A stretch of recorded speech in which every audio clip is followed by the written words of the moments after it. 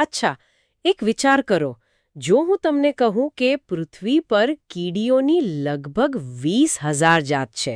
20,000? હા, કે પછી ઓર્કિડના ફૂલોની પણ લગભગ એટલી જ 20,000 જાત. અને આ તો કંઈ જ નથી. ભૂંકીટક એટલે કે બીટલ્સની 3 લાખથી પણ વધુ જાતિઓ છે. 3 લાખ? હા, આ આંકડા સાંભળીને જ માથું ચકરાઈ જાય એવું છે. અને આ જ આજના આપણા વિષયનું કેન્દ્ર છે, જૈવ વિવિધતા. બરાબર. આપણે જે ગ્રહ પર રહીએ છીએ તે જીવનથી ભરપૂર છે. પણ શું આપણે ખરેખર જાણીએ છીએ કે આપણી આસપાસ કેટલું જીવન છે? આજે આપણે આ સવાલનો જવાબ શોધવા નીકળ્યા છીએ. અને આપણી પાસે જે સ્ત્રોત છે એ કેટલાક ચોંકાવનારા રહસ્યો ખોલે છે. સાચી વાત. આજનો આપણો હેતુ સમજવાનો છે કે આ જૈવ વિવિધતા શબ્દનો ખરો અર્થ શું છે. શું તે ફક્ત પ્રાણીઓ અને વનસ્પતિઓની લાંબી યાદી છે? કે પછી એનાથી કંઈક વધારે છે? બરાબર. અને આ વૈશ્વિક ચિત્રમાં ભારતનું સ્થાન ક્યાં છે? ચાલો આ રહસ્યમય દુનિયાની ઊંડાણમાં ઉતરીએ. અને હું ખાતરી આપું છું, આ ચર્ચાના અંત સુધીમાં આપણે જે રીતે આપણી આસપાસની દુનિયાને જોઈએ છીએ એ દ્રષ્ટિ કદાચ બદલાઈ જશે. તો ચાલો શરૂઆત કરીએ. જૈવ વિવિધતા એટલે શું?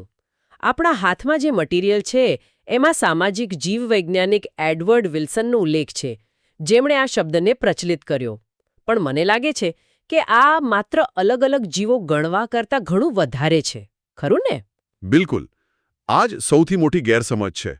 જૈવ વિવિધતા કોઈ એક સ્તરની વાત નથી. અહીં રસપ્રદ વાત એ છે કે જીવનની આ વિવિધતા 3 અલગ-અલગ અને એકબીજા સાથે જોડાયેલા સ્તરે જોવા મળે છે.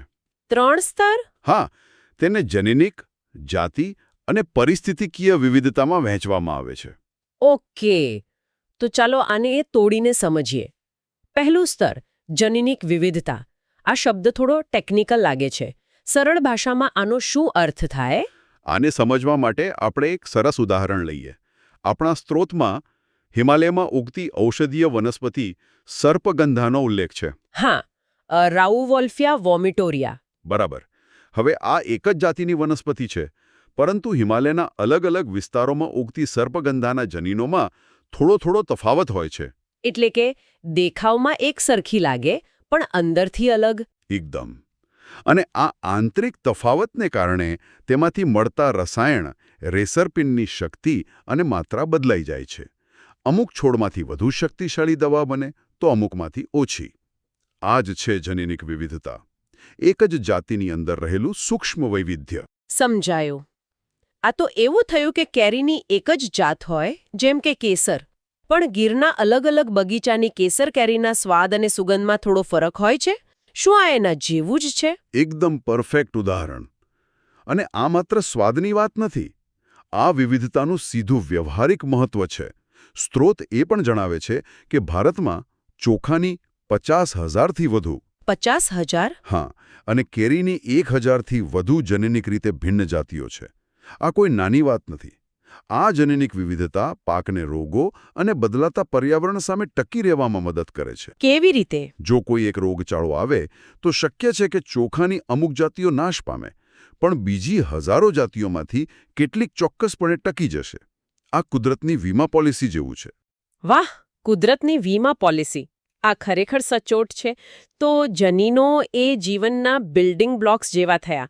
પણ જ્યારે આ બ્લોક્સ ભેગા થઈને અલગ અલગ પ્રકારની ઇમારતો બનાવે, એટલે કે અલગ અલગ જીવો, ત્યારે આપણે બીજા સ્તર એટલે કે જાતિ વિવિધતાની વાત કરીએ છીએ. ખરું ને? બિલકુલ. આ એ સ્તર છે જેનાથી આપણે સૌથી વધુ પરિચિત છીએ. વાઘ, સિંહ, મોર, પોપટ, ગુલાબ, કમળ, આ બધી અલગ અલગ જાતિઓ છે. અને આપણા સ્ત્રોતમાં ઉભયજીવીઓનું ઉદાહરણ છે ને? હા, એક સરસ ઉદાહરણ છે જે દર્શાવે છે કે આ વિવિધતા ભૌગોલિક રીતે કેવી રીતે બદલાય છે. તેમાં કહ્યું છે કે પશ્ચિમ ઘાટમાં ઉભયજીવી પ્રાણીઓ જેમ કે દેડકા, એમની જાતિઓ પૂર્વીય ઘાટ કરતાં ઘણી વધારે છે. અને તેનું કારણ શું હોઈ શકે? ત્યાંનું વાતાવરણ? બરાબર. પશ્ચિમ ઘાટમાં વધુ વરસાદ, વધુ ભેજ અને ગાઢ જંગલો છે, જે ઉભયજીવીઓ માટે સ્વર્ગ સમાન છે. એટલે ત્યાં વધુ પ્રકારના દેડકા વિકસિત થયા. આ દર્શાવે છે કે જાતિ વિવિધતા દરેક જગ્યાએ સરખી નથી હોતી. રસપ્રદ. તો જનીનો જાતિઓ બનાવે છે અને જાતિઓ મળીને જીવનની સમૃદ્ધિ દર્શાવે છે. પણ આ બધી જાતિઓ રહે છે ક્યાં? આ આપણને ત્રીજા સ્તર પર લઈ જાય છે, જે મને સૌથી વધુ આકર્ષક લાગે છે: પરિસ્થિતિકીય વિવિધતા. હા, અને આ સ્તર સમગ્ર ચિત્રને એકસાથે બાંધે છે.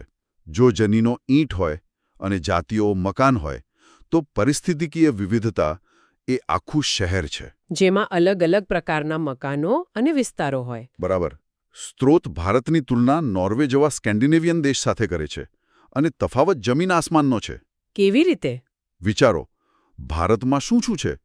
રાજસ્થાનના તપતા રણપ્રદેશો, ઉત્તર પૂર્વના ગાઢ વર્ષાવનો, સુંદરવનના ક્ષારયુક્ત મેંગ્રુવ જંગલો, લક્ષદ્વીપના પરવાળાના ટાપુઓ, હિમાલયના બર્ફીલા પહાડો, અને અસંખ્ય નદીઓ અને ભેજવાળી જમીનો.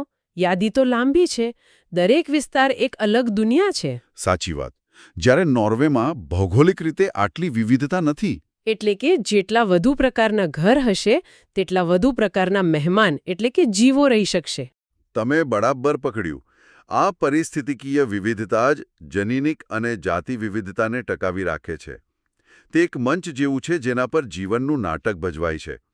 રણમાં રહેતા ઊંટ વર્ષાવનમાં ન જીવી શકે, અને પરવાળાના ટાપુ પરની માછલીઓ પહાડ પર ન રહી શકે. અને ભારતની આ નિવસનતંત્રીય સમૃદ્ધિ જ તેની જબરજસ્ત જૈવ વિવિધતાનો પાયો છે. એકદમ. આ તો એકદમ સ્પષ્ટ થયું. તો આ ત્રણ સ્તર એકબીજા સાથે ગાઢ રીતે જોડાયેલા છે. પણ હવે સૌથી મોટા અને રહસ્યમય સવાલ પર આવીએ. આ બધું ગણવા બેસીએ તો ખરેખર પૃથ્વી પર કુલ કેટલી જાતિઓ છે? કોઈ ચોક્કસ આંકડો છે આપણી પાસે? આ જ તો સૌથી મોટો કોયડો છે. આપણા સ્ત્રોત મુજબ IUCN જેવી સંસ્થાએ 2004 સુધીમાં જે જાતિઓની સત્તાવાર નોંધણી કરી છે, તેની સંખ્યા 1.5 મિલિયન કરતાં થોડી વધુ છે. એટલે કે લગભગ 15 લાખ. 15 લાખ? આ પણ ઘણો મોટો આંકડો છે. પણ મને એવું લાગે છે કે આ તો માત્ર શરૂઆત છે. શરૂઆત પણ નહીં. હું તો કહીશ કે આ હિમશિલાની માત્ર ટોચ છે. આપણા હાથમાં જે મટીરિયલ છે એમાં ઉલ્લેખ છે કે કેટલાક વૈજ્ઞાનિકોનો અંદાજ તો 20 થી 50 મિલિયન. એક મિનિટ. એટલે કે 2 થી 5 કરોડ જાતિઓ સુધીનો છે. એક મિનિટ. 15 લાખથી લઈને 5 કરોડ સુધી આટલો મોટો તફાવત કેમ? શું આપણે એટલી ખરાબ રીતે ગણતરી કરી રહ્યા છીએ કે આપણે કરોડો જાતિઓ ચૂકી જઈએ છીએ? એ સારો સવાલ છે. વાત ગણતરીની નથી, પણ પહોંચની છે. મોટાભાગની જૈવ વિવિધતા એમેઝોન જેવા ગાઢ જંગલોમાં, દરિયાની ઊંડાઈમાં કે જમીનની અંદર છુપાયેલી છે, જ્યાં મનુષ્યનું પહોંચવું લગભગ અશક્ય છે. અચ્છા, એટલે આપણે તો બસ સપાટી પર જે સહેલાઈથી દેખાય છે તે જ ગણી શકીએ છીએ? હા, આથી જ આટલો મોટો તફાવત છે. તો પછી કોઈ વધુ વિશ્વસનીય અંદાજ છે? હા, સ્ત્રોત મુજબ વૈજ્ઞાનિક રોબર્ટ મેનોનો અંદાજ વધુ તાર્કિક અને વ્યાપકપણે સ્વીકૃત છે. તેઓ કહે છે કે આ બધી અટકળોને બાજુ પર રાખીએ તો પણ વૈશ્વિક જાતિઓની સંખ્યા લગભગ 7 મિલિયન એટલે કે 70 લાખ હોવી જોઈએ. 70 લાખ. ઠીક છે, આ આંકડો થોડો વધુ વાસ્તવિક લાગે છે. પણ આ 70 લાખ જાતિઓનું વિભાજન કેવી રીતે થયેલું છે? કોનું પ્રભુત્વ છે આ ગ્રહ પર? અહીંથી આખી વાત એક નવો વળાંક લે છે, જે આપણી સામાન્ય સમજને પડકારે છે. આ 70 લાખ જાતિઓમાંથી 70 કરતાં પણ વધુ પ્રાણીઓ છે. ઓકે. અને વનસ્પતિઓ, ફૂગ, લીલ બધું ભેગું કરીએ તો પણ તે કુલના 22%થી વધુ નથી. એટલે કે આ ગ્રહ પર પ્રાણીઓનું રાજ છે. પણ જ્યારે આપણે પ્રાણી શબ્દ વિચારીએ ત્યારે મનમાં તો સિંહ, વાઘ, હાથી આવે. હા, મોટા જીવો આવે છે. શું તે જ બહુમતીમાં છે? ના, બિલકુલ નહીં. એ પ્રાણી સામ્રાજ્યમાં પણ એક ચોક્કસ જૂથનો સંપૂર્ણ દબદબો છે, અને એ છે કીટકો. કીટકો? હા, સ્ત્રોત મુજબ પ્રાણીઓમાં પણ કુલ જાતિઓના 70% કરતાં પણ વધુ તો માત્ર કીટકો છે. શું વાત કરો છો? એટલે કે આ પૃથ્વી વાઘ સિંહની નહીં, પણ કીડી મકોડા અને વંદાઓની છે. આ માનવામાં નથી આવતું. આંકડા તો એવું જ કહે છે. સ્ત્રોતમાં એક સરસ વાક્ય છે જે આ વાતને સરળ રીતે સમજાવે છે. પૃથ્વી પરના 10 પ્રાણીઓમાંથી 7 કીટકો છે. 10માંથી 7? હા, આપણે ભલે ગમે તેટલા મોટા અને શક્તિશાળી હોઈએ, પણ સંખ્યાની દ્રષ્ટિએ આ ગ્રહ કીટકોનો છે. આ તો ખરેખર એકદમ નવી વાત છે. મારું આખું દ્રષ્ટિકોણ જ બદલાઈ ગયું. બીજું કોઈ આવું આશ્ચર્યજનક તથ્ય છે? હા, ફૂગ વિશે.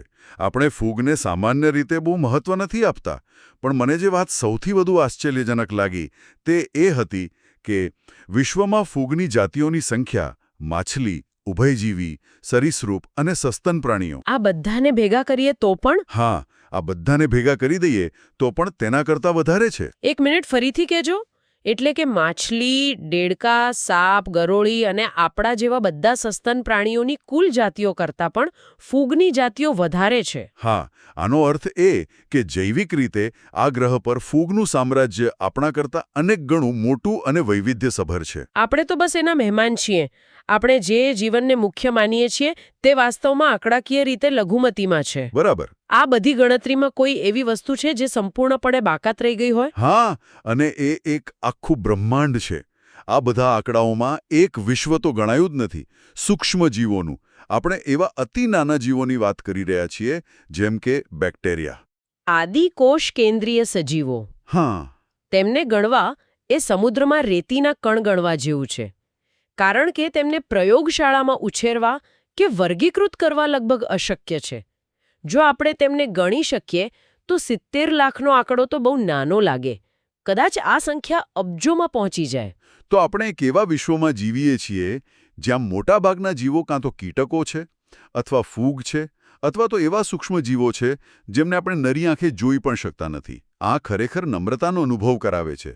હવે આ આખા વૈશ્વિક ચિત્રમાં ભારતનું સ્થાન ક્યાં આવે છે?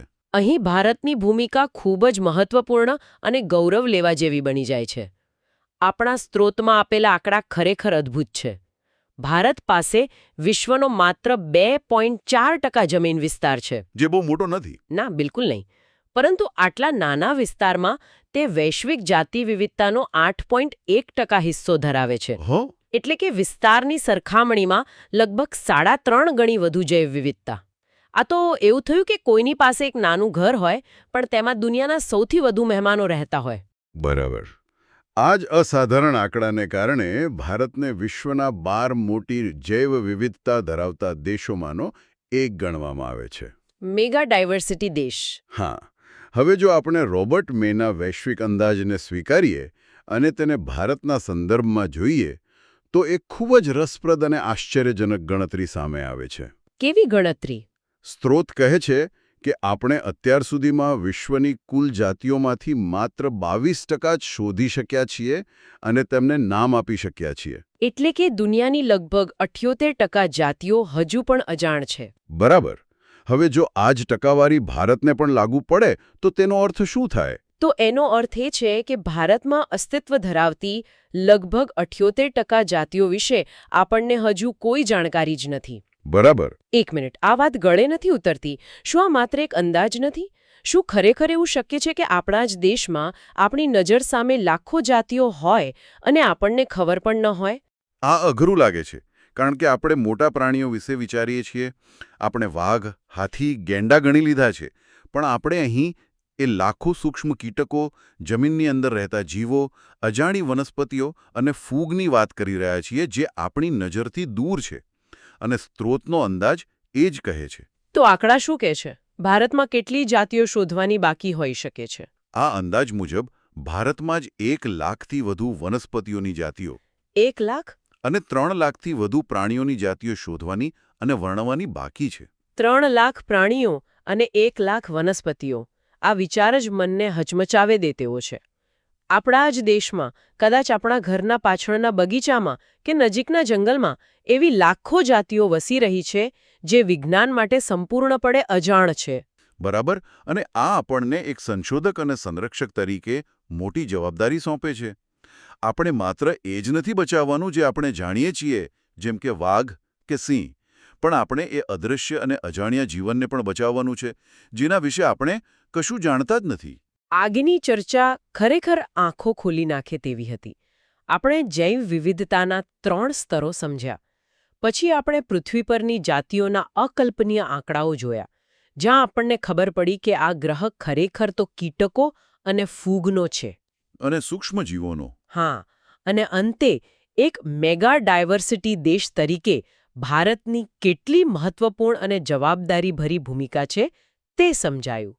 મુખ્ય વાત એ છે કે જૈવ વિવિધતા એ માત્ર જીવોની યાદી નથી, પણ જનીન, જાતિ અને પર્યાવરણના સ્તરે ગૂંથાયેલી એક અત્યંત જટિલ અને અદ્ભુત વ્યવસ્થા છે.